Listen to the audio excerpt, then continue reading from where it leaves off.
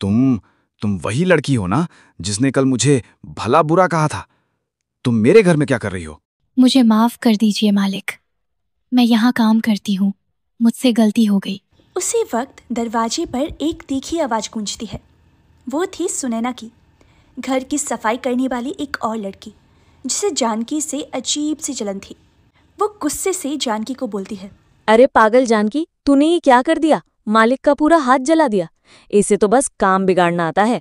पता नहीं इस हवेली में तुझे और तेरे बाप को नौकरी कैसे मिल गई। जानकी कुछ भी नहीं बोल रही थी, बस वहां पर चुपचाप खड़ी वो बातें सुन रही थी और उसकी आंखों से आंसू आ रहे थे। भैरव जानकी की मासूमियत देखता है, लेकिन उसके चेहरे पर एक अजीब सी सतानी मुस्कान उभर आती है। भैरव कठोर आवाज में बोलता है, लगता है अब तुम्हें इस काम से हटना पड़ेगा। सुनैना ठीक कह रही है, तुम्हें हवेली में काम नहीं देना चाहिए था। अभी के अभी तुम दोनों मेरे कमरे से बाहर निकलो, इससे पहले कि मेरा गुस्सा और बढ़ जाए। जानकी और सुनैना दोनों कमरे से बाहर निकल जाती हैं। सुनैना जानकी से बोलती है, अब तो तुझे मैं काम से निकलवा कर ही रहूंगी और अपनी छोटी बहन को लेकर आऊंगी इस काम के लिए। बाप बेटी मिलकर मालिक को लूट रहे हो। मैंने जानबूझकर मालिक को नहीं जलाया था। हाँ हाँ, तेरा ध्यान तो मालिक की शक्ल पर होगा ना, चाय कहाँ दिखेगी तुझे। वैसे भी तुझ जैसी लड़कियां अमीर मर्द को देखकर सुध बुध खो बैठती हैं। ये सब सुनकर जानकी का गुस्सा फूट पड़ा और वो सुनैना को एक जोरदार तमाचा जड़ देती है। कमरे के भीतर खड़ा भैरव ये सब कुछ देख रहा था। उसकी शैतानी हंसी कमरे की दीवारों से टकरा रही थी। वो मन ही मन में सोचता है, वाह, शिकार तो खुद चलकर आ गया है। ये वही लड़की है जो कल मुझे बेवकूफ उल्लू का पट्ठा बोल रही थी। अब आया है ऊंट पहाड़ के नीचे। इसका मतलब रात को भूतनी बनकर मुझे यही लड़की डरा रही थी। इसकी इतनी हिम्मत! इसे तो ऐसा मजा चखा दूंगा कि जिंदगी भर याद रखेगी। इधर जानकी रोते हुए काका के पास पहुंचती है और सारी बातें उन्हें बता देती है। जानकी बिटिया, तू रो मत, मैं मालिक से बात करूंगा, लेकिन अभी उनके पास मत जाना। फिर काका सुनैना से कहते हैं, सुनैना बिटिया, अब से मालिक का हर काम तुम संभालोगी। जानकी ने सुनैना के इतना जोरदार थप्पड़ मारा था कि उसका गाल अभी भी सूजा हुआ था। वो जानकी से जल रही थी, पर झूठी मुस्कान लेकर बोलती है, ठीक है काका, मालिक का सारा काम मैं कर दूंगी, लेकिन बाकी सारी हवेली की सफाई ये खुद अकेले करेगी। ठीक है, मैं सारा काम खुद कर लूंगी, तुम बस मालिक का ध्यान रखना।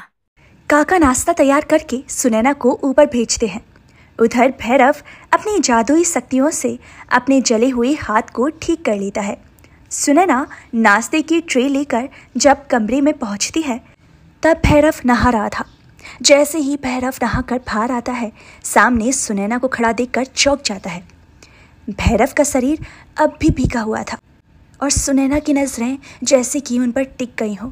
उसके बालों से पानी की बूंदें टपक रही थी।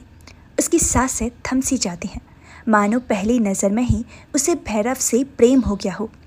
भैरव गुस्से से बोलता है, तुम गांव वालों को तमीज नहीं सिखाई जाती क्या? मुंह उठाकर कोई भी मेरे कमरे में चला रहा है। अब ये बेशर्मों की तरह मुझे आंखें फाड़कर क्यों देख रही हो? तुरंत मेरे रूम से बाहर निकलो। भैरव की डांट सुनकर सुनैना डर के मारे भाग जाती है। नीचे आकर काका उससे पूछते हैं, मालिक को नाश्ता कैसा लगा? सुनैना थोड़ी इतराते हुए झूठ बोलती है, मालिक तो कह रहे थे कि तुम बहुत समझदार हो, तुम्हारे जैसी संस्कारी लड़की उन्होंने जीवन में कभी नहीं देखी। तुम नाश्ता लेकर आई हो इसलिए खा रहा हूँ। ऐसी लड़की को ज्यादा काम नहीं देना चाहिए, बाकी काम उस कामचोर लड़की को दे दो। ऐसा सुनकर जानकी हैरान रह जाती है। वो सोचती है, क्या मालिक सच में मुझे निकालना चाहते हैं? आखिर वो चाहते क्या है? सुनैना जानकी को ताना मारते हुए कहती है, अब यहाँ खड़ी खड़ी मेरा मुंह क्या देख रही हो?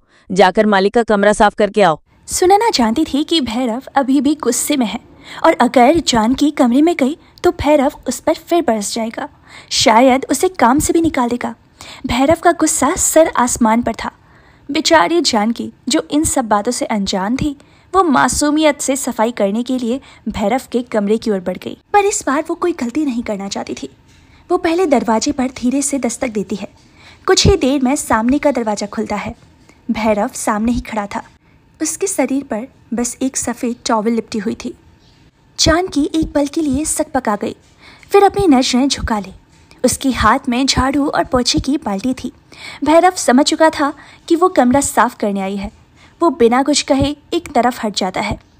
जानकी नजरें नीचे किए हुए कमरे की सफाई करने लग जाती है।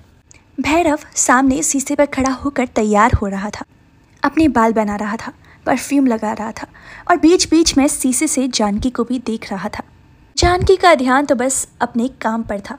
उसे वहाँ होने का डर लगातार सता रहा था।